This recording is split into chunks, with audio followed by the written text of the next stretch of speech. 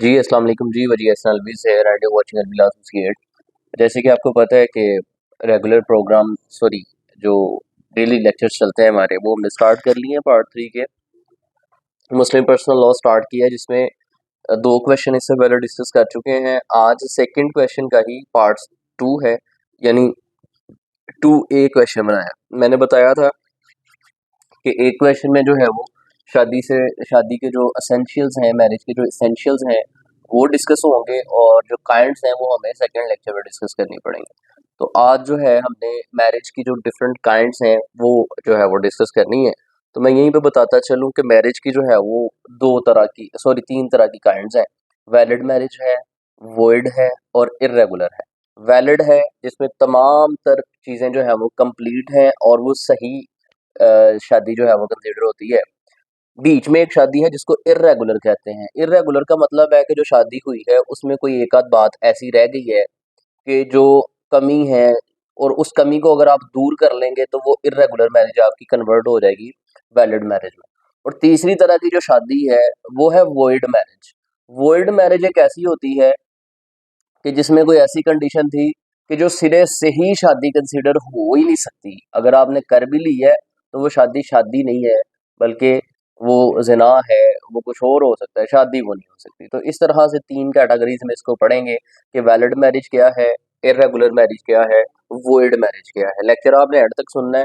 Notes के लिए जहाँ तक बात है तो हमारी पीछे टीम प्रॉपर एक वर्किंग कर रही है डे एंड नाइट। सप्लीमेंट्री की चीज़ें आ रही हैं लेकिन आपने सप्लीमेंट्री वाली चीज़ों में नहीं जाना है, वो आप लोगों के लिए बिल्कुल नहीं है। एनुअल 2025 के फ्रेश नोट्स तैयार हो रहे हैं, फ्रेश चीज़ें कंसीडर हो रही हैं, वो सारी की सारी वेबसाइट पे या एप्लीकेशन पे आएंगी। वो आपको बता दिया जाएगा जब एनुअल की आएंगी, सून इंशाल्लाह आ जाएंगी। थोड़ा सा मजीद वेट है, अल्लाह खैर फरमाएगा। बढ़ते हैं आज के लेक्चर की तरफ, स्टार्ट करते हैं इंट्रोडक्शन से। Marriage is a civil contract.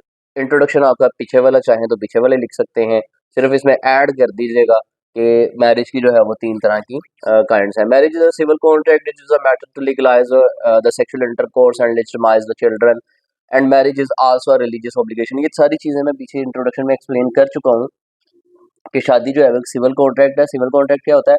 जिसमें ऑफर एक्सेप्टेंस होती है, बीच में कोई कंसिडरेशन होती है, ठीक है? तो ऐसे ही एक तरफ से ऑफर होती है शादी की, दूसरी तरफ से एक्सेप्टेंस होती है, बीच में कंसिडरेशन होती है in the shape of Dawar यानी हक महर। तो वो आपकी शादी कहलाती है। शादी का मकसद क्या है? कि जो आप सेक्सुअल इंटरकोर्स कर रहे हैं उसको लीगलाइज करना, जो आप बच्चे पैदा कर रहे हैं उनको लेजिटिमेट जो है वो बनाना। वन मस्ट मैरी, एक बंदे को मैरिज शादी जो है वो कर लेनी चाहिए अगर वो हक महर अदा कर सकता है और वो इस पोजीशन में है कि वो अपनी जो बीवी है उसको मेंटेन कर सकता है। Under Islamic law contract of marriage need not to be proved through a written document, यानी शादी का तहरीरी फॉर्म में होना ज़रूरी नहीं है इस्लामिक लॉ के तहत। और इसका मेन ऑब्जेक्ट क्या है कि जो ह्यूमन रेस है उसको प्रिजर्व करना। ये ज़्यादा इंट्रोडक्शन है जो कि बेसिक पीछे वाला ही है। मीनिंग भी सारा वही चलेगा कि मैरिज इज़ अ वेडलॉक और legalise mutual relationship between husband and wife. अगर बात करें डेफिनेशन की तो सेम डेफिनेशन हिदाया की जो पीछे हमारे पास पहले क्वेश्चन में भी थी कि marriage is defined to be contract which has for its subjects the procreation and legitimising legalising of children. ये सिंपल सी बातें होंगी। Quranic references in favour of marriage, ये पिछले क्वेश्चन वाला ही है। हदीस का रेफरेंस भी वही पिछले क्वेश्चन वाला ही है। नेचर ऑफ मैरिज भी पिछले क्वेश्चन वाला ही है। हज़रत मोहम्मद सल्लल्लाहु अलैहि वसल्लम ने फरमाया। ये सारी चीज़ें पीछे वाले क्वेश्चन की हैं। हम मेन क्वेश्चन पे आते हैं कि काइंड्स कौन कौन सी हैं, क्लासिफिकेशन कौन कौन सी है मैरिज की, क्योंकि बाकी सारी चीज़ें जो है ना हम पिछले लेक्चर में पढ़ चुके हैं। ये लिखना चाहें लिख दीजिएगा, अदरवाइज आप मीनिंग डेफिनेशन कुरानिक रेफरेंसेस और सुन्ना के रेफरेंस के बाद सीधा क्लासिफिकेशन पे आ सकते हैं, बाकी हेडिंग्स को स्किप करके इस क्वेश्चन में। अभी हमारे पास है क्लासिफिकेशन या kinds of marriage according to Hanafi school of thought. यहाँ पे बताता चलूं कि हनफी स्कूल ऑफ थॉट कहता है कि 3 तरह की शादी है, वैलिड, वॉइड, इर्रेगुलर। वैलिड जिसमें तमाम तर कंडीशंस पूरी हैं, इर्रेगुलर जिसमें कोई एक आध कमी है, वो कमी पूरी करके उसको वैलिड किया जा सकता है, वॉइड जो कि सिरे से ही मना है, हो ही नहीं सकती। ये 3 तरह की मैरिज है हनफी स्कूल ऑफ थॉट के तहत। अगर आप शिया स्कूल ऑफ थॉट की बात करते हैं तो शिया स्कूल ऑफ थॉट कहता है जी सिर्फ और सिर्फ 2 तरह की शादी है, एक वैलिड, एक वॉइड। या तो शादी सही है या सिरे से ही गलत है। ये बीच की जो कंडीशन है ना इर्रेगुलर, ये शादी अब शादी होती नहीं है according to Shia, Hanafi school of thought के तहत ये इरेगुलर होती है। पहले वैलिड मैरिज की बात कर लेते हैं कि वैलिड मैरिज जो है वो कौन सी होती है। जो पिछला क्वेश्चन आपने पढ़ा था, इसेंशियल्स ऑफ मैरिज बना, वो सारे का सारा कह लें वैलिड मैरिज है। यानी अगर वो सारे के सारे इसेंशियल्स पूरे कर लेते हैं जो हमने पिछले लेक्चर में पढ़े थे, तो इसका मुराद होगा कि आपकी जो शादी है वो वैलिड है, यानी आपने मैरिज जो है वो वैलिड की है, सारी टर्म्स एंड कंडीशंस में पूरी हैं। जैसे कि कहता है a marriage in which all the essentials fulfilled and no prohibition is on record is known as valid marriage. यानी एक ऐसी शादी जिसमें तमाम तर जो रिक्वायरमेंट्स थी, तमाम तर जो इसेंशियल्स थे वो फुलफिल किए गए हैं और कोई भी प्रोहिबिशन उसमें जो है वो ऑन रिकॉर्ड नजर नहीं आई है, तो ऐसी शादी को आप कहते हैं वैलिड मैरिज। इसके इसेंशियल्स कौन कौन से थे, जैसे कि लीगल कैपेसिटी, कि किसी शख्स का लीगल कैपेसिटी रखना जरूरी है, यानी साउंड माइंडेड हो। नंबर 2 पे है फ्री कंसेंट, उसकी रजामंदी जो है वो फ्री होनी चाहिए, किसी गन के तौर पे या किसी माँ या बाप की चादर पाँव में डाल के नहीं ली जाए उसकी कंसेंट, यानी कंसेंट फ्री होनी चाहिए। देन है साउंड माइंडेड, बच्चा जो है चाहे लड़का है लड़की है दोनों साउंड माइंडेड होने चाहिए, अपना फैसला खुद कर सके। एडल्ट एज ऑफ पुबर्टी, यानी वो इस एज को जो है वो पहुंच चुके हों कि वो शादी की एज में पहुंच चुके हैं। लाइक लड़का है तो 18 साल, लड़की है तो 16 साल according to law of the land. Then है offer and acceptance. Offer and acceptance जो है वो मस्ट है, एक साइड से ऑफर होगी दूसरी साइड से एक्सेप्टेंस होगी, बीच में कंसिडरेशन भी होगी। नो लीगल प्रोहिबिशन, उसमें कोई भी प्रोहिबिशन ना हो, कोई भी मुमानत ना हो कि आप शादी ये वाली नहीं कर सकते हैं। डॉवर, आप जो है वो हक महर अदा करें उसमें। विटनेस, गवाहान की मौजूदगी में वो शादी हो। अगर ये सारी टर्म्स एंड कंडीशन आपने पूरी कर दी हैं तो आपकी शादी कहलाएगी जी वैलिड मैरिज, कि आपने जो शादी की है वो वैलिड है, इसमें कोई नुक्स नहीं है, इसमें तमाम तर जो एलिमेंट्स हैं शादी के वो पूरे हैं। कहता है if there will be a legal prohibition, अब ये तो हो गई वैलिड। अब इर्रेगुलर क्या है और वॉइड क्या है, आगे वो चलने लगी है। इर्रेगुलर शादी तब होगी या वॉइड तब होगी जब कोई ना कोई प्रोहिबिशन थी, जब कोई ना कोई मुमानत लगाई गई थी और आपने उस मुमानत के बावजूद शादी कर ली, तो उसको कहेंगे आप या तो इर्रेगुलर या वॉइड। अब देखेंगे कि कौन सी मुमानत ऐसी थी कि जिसके बावजूद अगर आपने शादी की तो वो इर्रेगुलर कहलाएगी, और कौन सी मुमानत ऐसी थी कि जिसके बावजूद अगर आपने शादी की तो वो वॉइड कहलाएगी। कहता है if there will be a legal prohibition the marriage will be irregular और वॉइड, यानी अगर कोई प्रोहिबिशन आ गई है, कोई ममानत आ गई है, तो आपकी शादी या तो इरेगुलर हो जाएगी या वॉइड हो जाएगी। If prohibition is relative the marriage will be irregular. Relative का मतलब है कि प्रोहिबिशन कोई ऐसी है कि जिसको दूर किया जा सकता है, यानी टेम्परेरी है, परमानेंट प्रोहिबिशन नहीं है, तो उसको दूर किया जा सकता है। तो जैसे ही आप उस प्रोहिबिशन को दूर कर लेंगे तो आपकी शादी जो है इरेगुलर वो कन्वर्ट हो जाएगी वैलिड में। On the other hand if prohibition is absolute, लेकिन अगर प्रोहिबिशन कोई ऐसी है, ममानत कोई ऐसी है जो कि एब्सलूट इन नेचर थी, जो कि परमानेंट थी, जो कि सिरे से ही मना थी कि करना ही नहीं है, तो उसके बावजूद अगर आपने वो शादी कर ली तो then the marriage will be void, फिर आपकी जो शादी है वो वॉइड कहलाएगी। अब इसको डायग्रामेटिकली भी समझा दिया है कि लीगल प्रोहिबिशन क्या है। एक लीगल प्रोहिबिशन है एब्सलूट तरह की और एक है रिलेटिव प्रोहिबिशन। अगर रिलेटिव प्रोहिबिशन होगी तो शादी होगी इरेगुलर, और अगर एब्सलूट प्रोहिबिशन लगी होगी तो शादी होगी वॉइड। अब इन दोनों को भी डिटेल में देख लेते हैं कि कौन कौन सी इनकी कंडीशंस हैं। अच्छा जी, केस लॉ आ गया है इसका हवाले से, वैलिड मैरिज के हवाले से। केस लॉ नहीं, अला रखा versus federation of Pakistan PLD 1991, supreme court 163 page number है। Marriage must fulfill Islamic legal requirements. This case clarified that for a marriage to be valid under Pakistani law, it must comply with Islamic principles. A valid marriage requires offer, यानी offer acceptance इजाबो कबूल, free consent of both parties, यानी मर्द और औरत अपनी free consent देंगे, कोई force उन पे नहीं होगी। Presence of two Muslim witnesses, दो गवाहान का होना जरूरी है। नो लीगल प्रोहिबिशन, उसमें कोई भी प्रोहिबिशन ना लगाई हो, तो ऐसी शादी क्या कहलाएगी, वैलिड मैरिज कहलाएगी। तो वैलिड मैरिज से रिलेटेड आपको एक केस लॉ भी इस क्वेश्चन के अंदर मिल गया।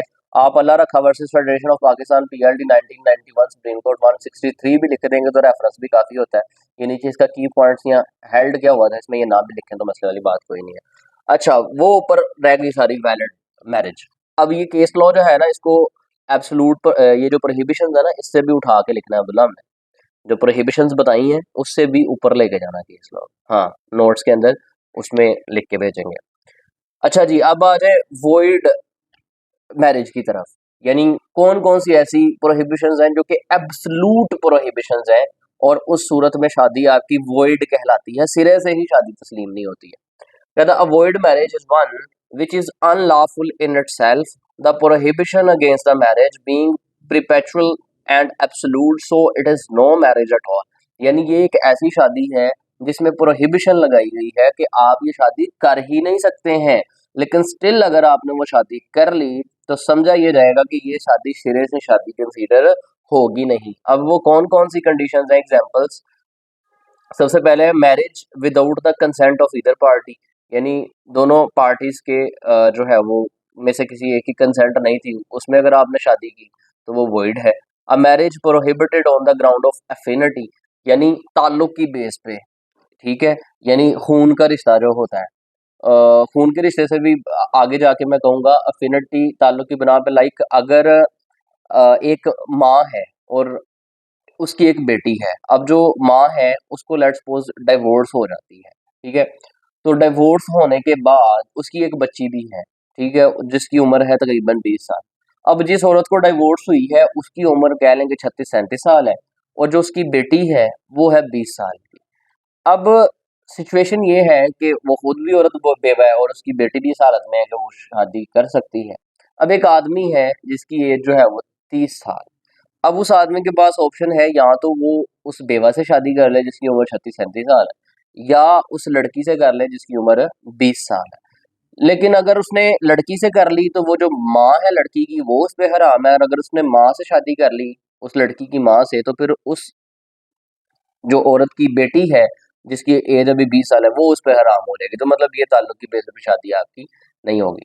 देन है a marriage prohibited on the ground of fosterage, then है a marriage prohibited on the ground of consanguinity, then है marriage with the wife of another person, एक बंदा है और मर्द है, उसको 4 शादियों की जो है वो इजाजत होती है, एक टाइम पे वो 4 शादियां कर सकता है, 5वीं नहीं कर सकता। अगर 5वीं करेगा तो वो इर्रेगुलर होगी, लेकिन 4 जो है वो उसकी रेगुलर में कंसीडर होंगी। अब एक बंदा ऐसा था कि सॉरी, लेकिन औरत की अगर बात करें, मुस्लिम औरत की, तो उसको एक टाइम में सिर्फ एक जो है वो मर्द की इजाज़त है, एक शादी कर सकती है।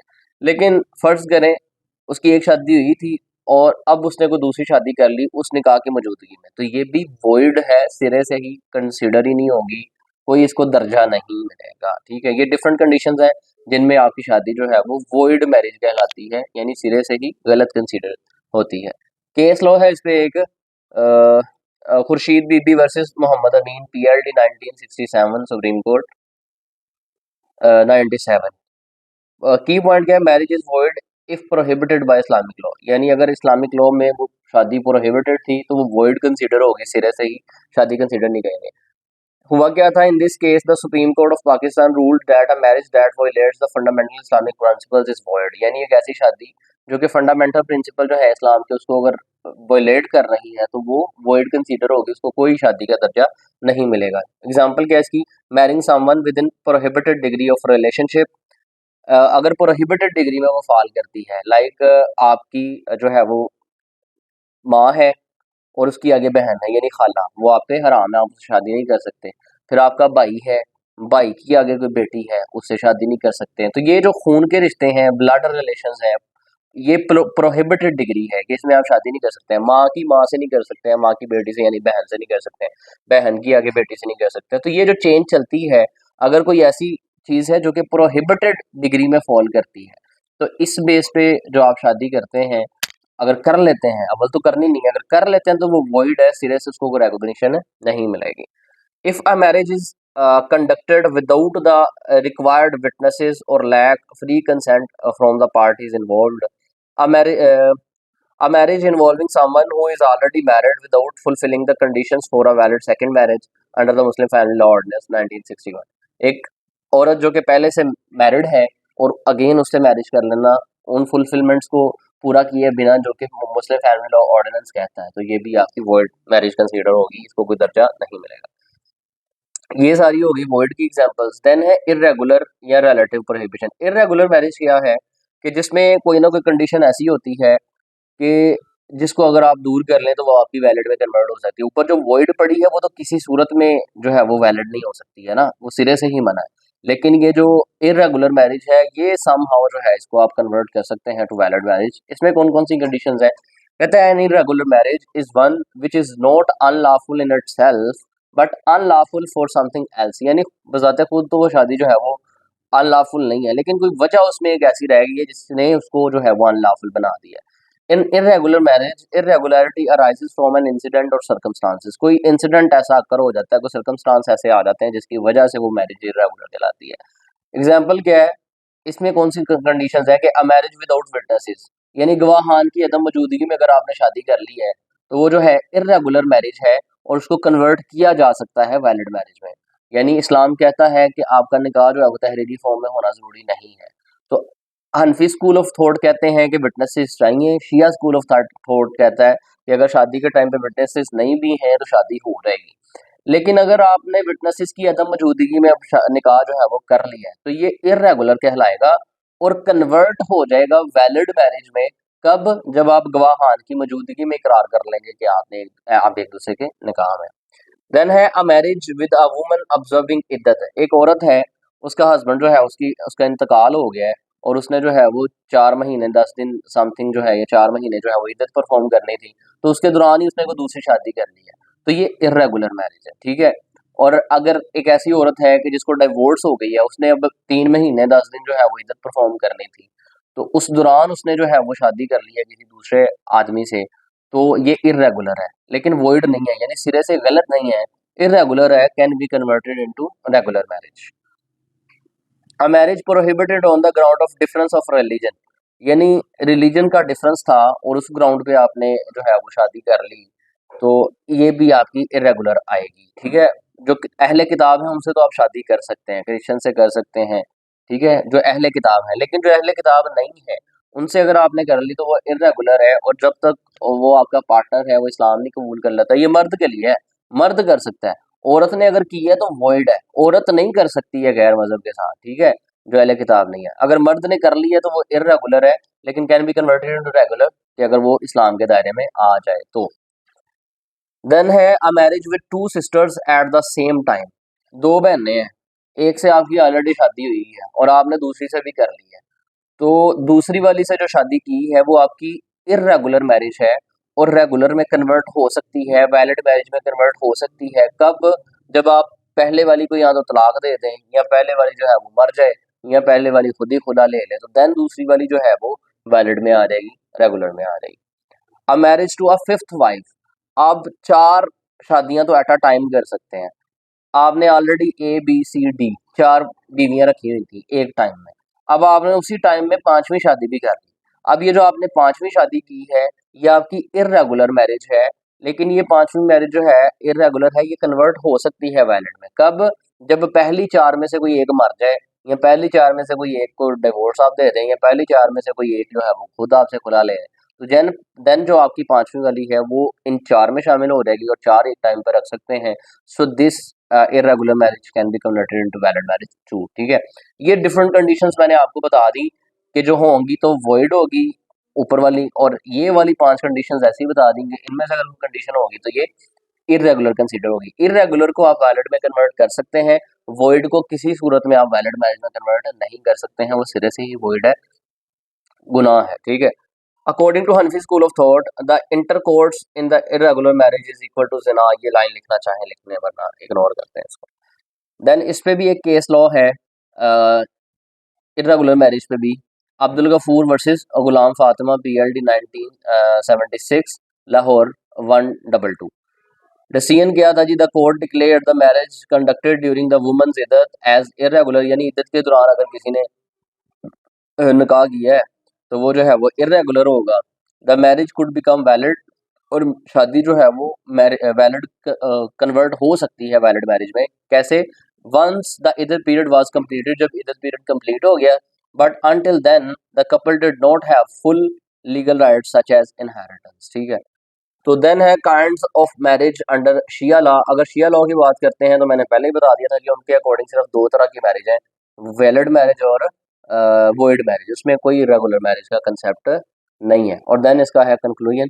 तो ये शादी का कंसेप्ट जो है हमने 2 दिन लगा के कंप्लीट किया है, जिसमें एक लेक्चर में हमने देखा कि शादी के इसेंशियल्स कौन कौन से हैं, ठीक है, और दूसरे लेक्चर में हमने देखा कि शादी की काइंड्स कौन कौन सी हैं। इन दोनों में से कोई भी क्वेश्चन आ सकता है, इसेंशियल्स पे भी लॉन्ग बन सकता है, काइंड्स पे भी लॉन्ग बन सकता है, और इसको आपने अच्छे तरीके से तैयार करना है। अब तक इतना ही है, मिलते हैं इंशाल्लाह अपने नेक्स्ट लेक्चर में। तब तक के लिए अल्लाह हाफिज़, थैंक यू।